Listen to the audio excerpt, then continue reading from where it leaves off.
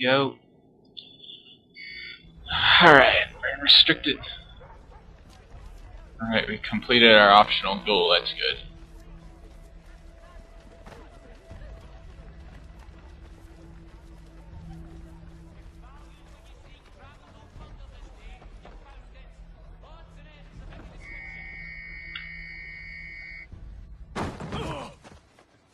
Unhand him, Edward. You again. Let us go. And John Pitcairn with us.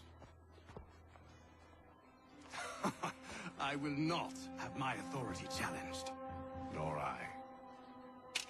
Put them all in jail. Alright, big boy, let's go. Oh, hell. Back up.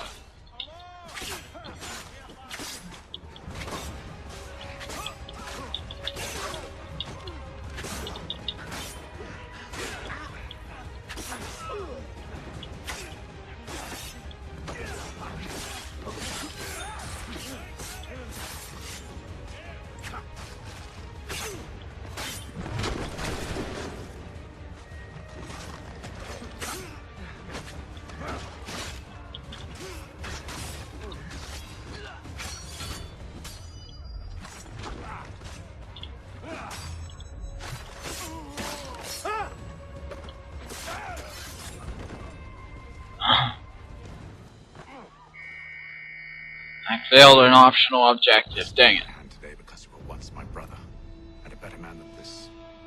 Or should our paths ever cross again, all debts will be forgotten. You're free now, John. Traitor! Go on then. Join them on their fool's errand. And when you find yourself lying... I assume you've good reason for causing all this madness. What is it you require of me? I'll explain everything on the way. Dang it, I failed an objective. Oh god, no. I have to go back and do that. Right, I got an email.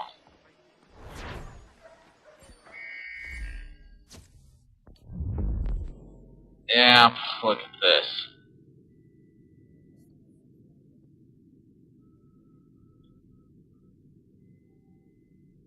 Prevent snitches. Man, that's bull.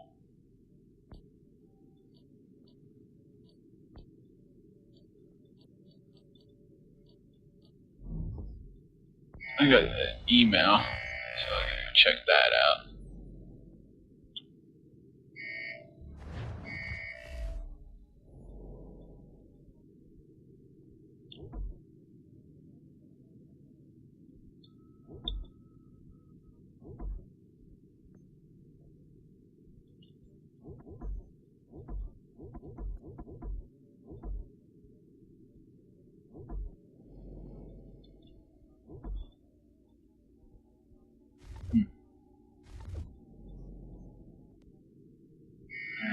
Oh.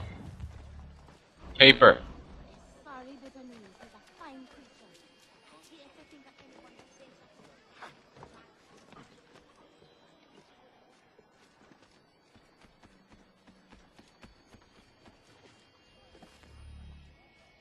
Pick up.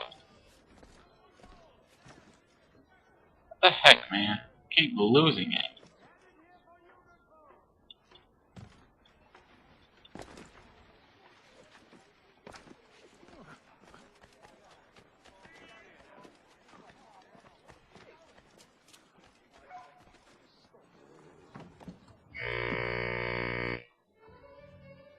Alright.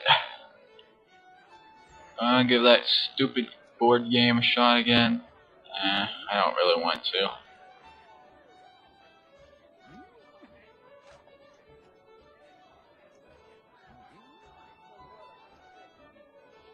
We are posse, man.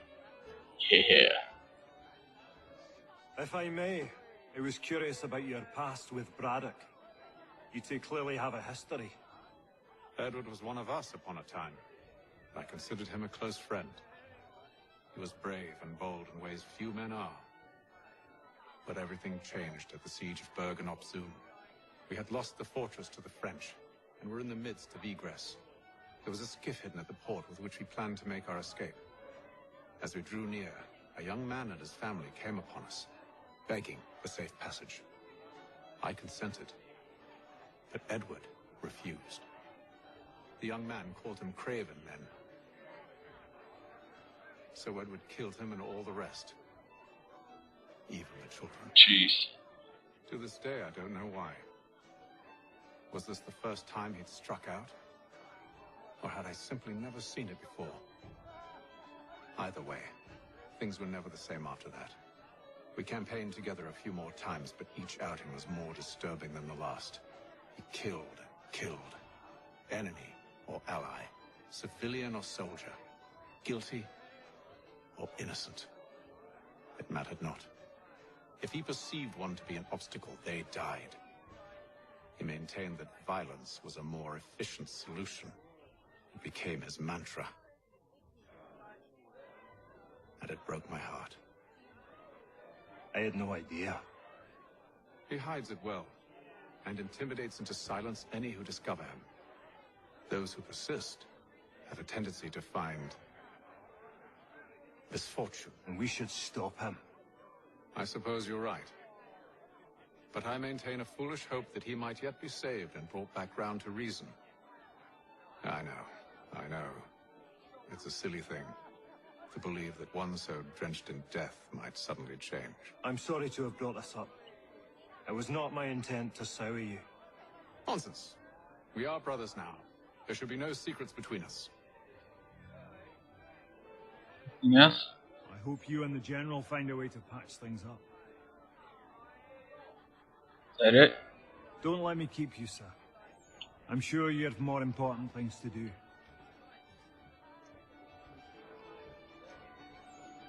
This business with Silas confuses me. If Britain stands any chance of pushing back the French, they must ally with the natives, not enslave them. Silas is loyal only to his purse. That his actions harm the crown is irrelevant. So long as there are buyers for his product, he'll continue to procure it. All the more reason to stop him, then. My days are spent in Congress with the locals, attempting to convince them that we're the ones they should trust. That the French are merely using them as tools, to be abandoned once they've won. Your words must lose their strength when held against the reality of Silas' actions. I've tried to explain that he does not represent us. But he wears the red coat. He commands a fort. I must appear to them either a liar or a fool. Likely both. Take heart, brother. When we deliver them his head, they'll know your words were true. So, a question for you. Why medicine?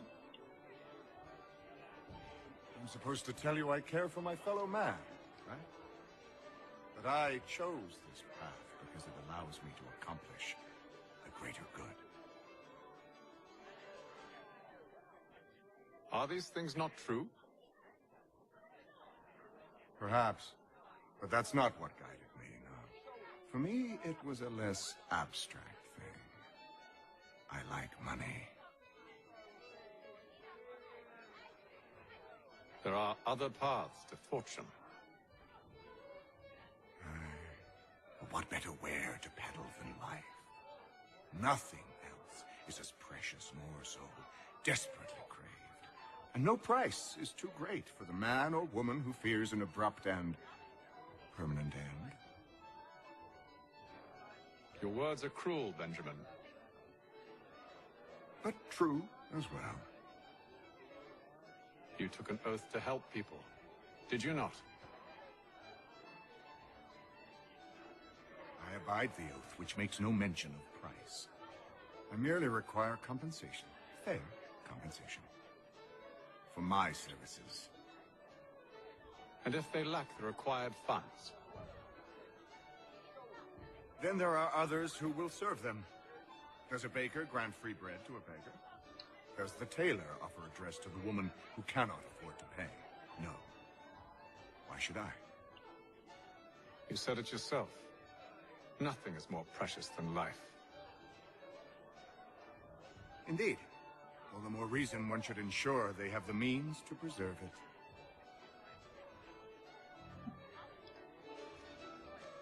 him. He has one more thing to say. I've some ledgers to review. Do you mind if we speak later? Any news? Whispers of things. Nothing solid at the moment. I know you're looking for word of anything out of the ordinary. Dealing with temples and spirits and ancient times and whatnot. But, so far, can't say my boys have heard much. No trinkets or artifacts being moved through your... shadow market? Nothing new. Couple of ill-gotten weapons, some jewelry likely lifted from a living thing. But you said to listen for talk of glows and ums and strange sights, right? And I ain't heard nothing about that. Keep at it. Oh, I will. You done me a great service, mister. And I fully intend to repay my debt. Thricefold, if it pleases. Thank you, Thomas. Place to sleep and meal to eat is thanks enough. Don't you worry. I'll get you sorted soon. Okay. Let's go. To Mr. Lee.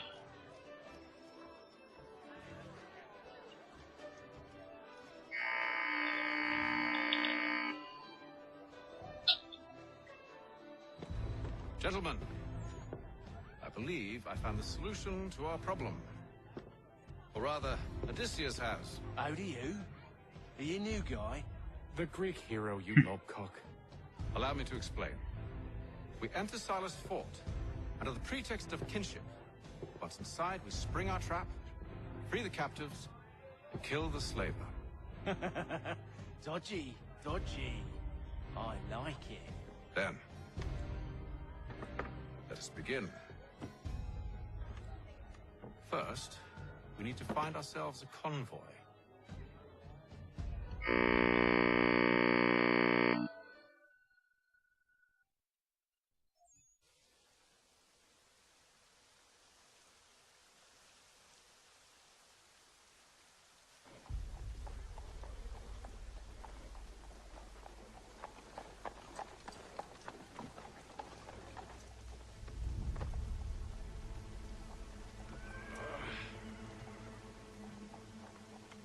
Convoy should be here soon. We'll attack on my signal. Understood, sir. If we time this right, we can catch them all unawares.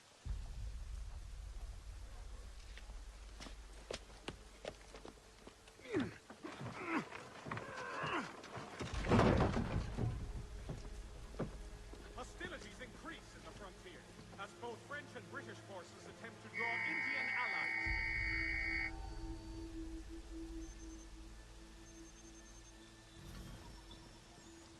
Attack the convoy.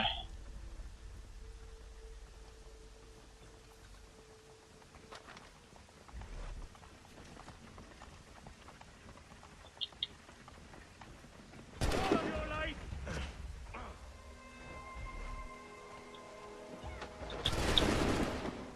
Ow. Fine, reload, bro.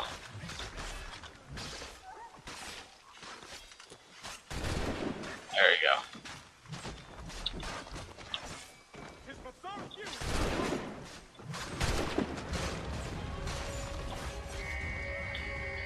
Oh. That happened.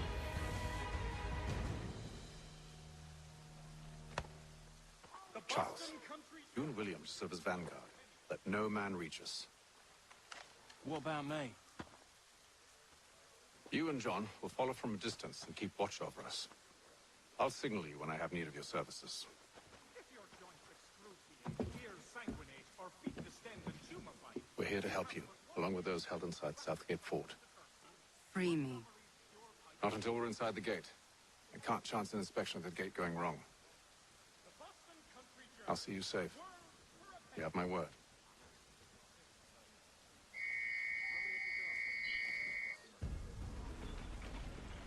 Do you know anything of Silas' operation? How many men we might expect? The nature of their defenses?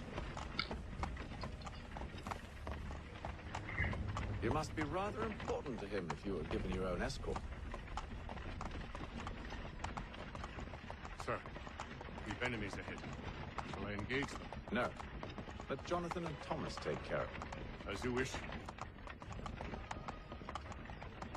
I wish you'd trust us. Though I suppose it's only natural for you to be wary. So be it.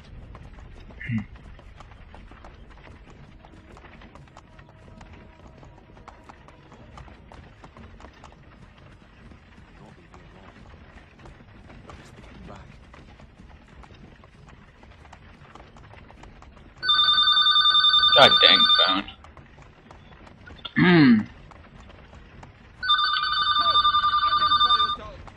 Where is Lieutenant Jones? What's the meaning of this?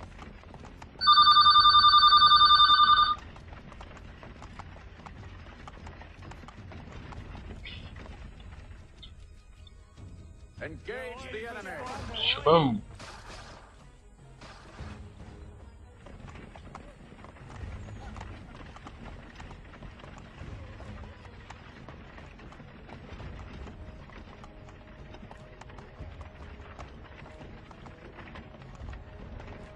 Goddamn dogs. Let no man reach us! Ah, he vanished. Guess he's gonna be gone forever.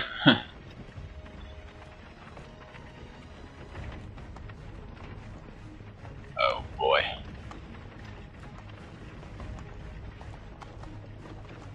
Aha! Bringing fresh meat. On your guard, men. Come here. I want to take a look. Of course. Only say the word, and I'll cut them down. One moment there. Me and you. Who's your officer? Engage the enemy! Wow, that was nice. Great kills. All clear!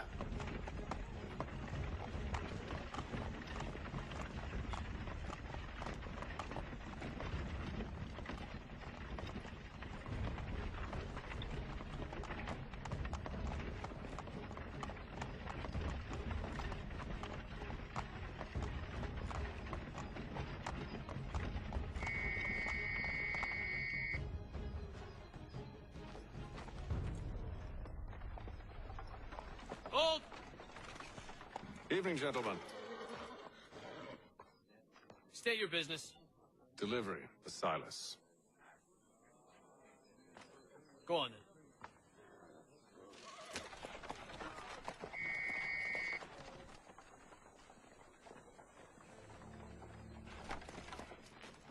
See?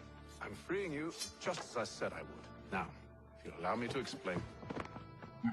Goodbye. Let her go. But she'll give us away. No, she won't. What's the plan? Free the captives and avoid detection. What of Silas? He dies. Yes, we're killing that prick. They know when you're ready to strike.